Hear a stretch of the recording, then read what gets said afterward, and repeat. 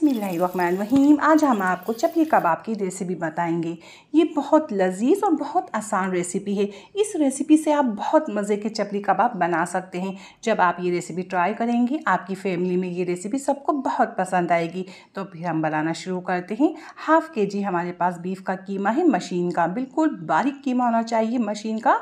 Wash करके हम छन्नी में डाल के रख देंगे, इसमें से सारा पानी निकल जाए। तो हम प्याज लेंगे, तकरीबन ये 250 ग्राम प्याज है, बिल्कुल बारीक चॉप करेंगे।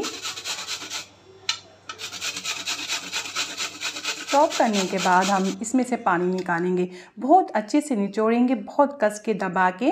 प्याज में बिल्कुल भी पानी नहीं होना चाहिए। तो ये देखिए हमने प्याज में से पानी निकाला है, कितना ज़्यादा पानी निकला है। अब ये प्याज हम कीमे में ऐड कर देंगे। 1 अदद हरी मिर्च बारीक चॉप करेंगे और 1 टेबल स्पून लहसुन अदरक बिल्कुल बारीक पिसा हुआ।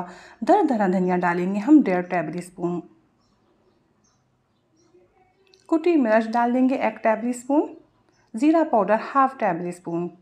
गरम मसाला 1 टेबल स्पून। अजवाइन 1/4 टीस्पून या 1 चुटकी।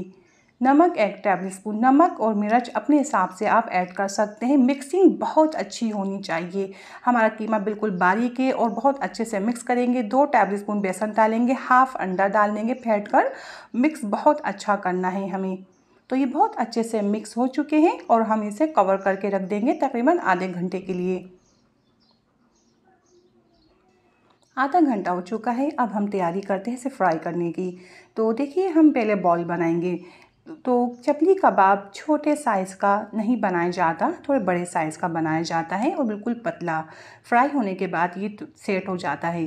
तो देखिए हम ऐसी बॉल बना के रख लेंगे। ये बॉल बनाने के बाद हम हाथ को गीला करेंगे और इस तरह हम फ्लैट कर लेंगे। तो ये पतला होता है, ये बहुत मोटा नहीं बनाया जाता। जब फ्राई होता है फिर सेट हो जाता है।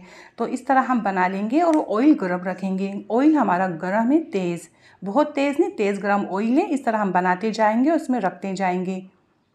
जो सबसे पहले हमने चपली कबाब डाला है उसे हम टर्न कर देंगे। तो इन्हें लो फ्लेम और हाई फ्लेम में फ्राई नहीं किए जाते, मीडियम आंच में फ्राई किए जाते हैं।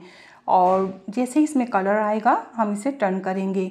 इस तरह हम जगह चेंज करते जाएंगे और फ्राई करते जाएंगे। दोनों तरफ से ये तल जाएंगे, फ्राई हो जाएंगे, फिर हम इसे निकालेंगे।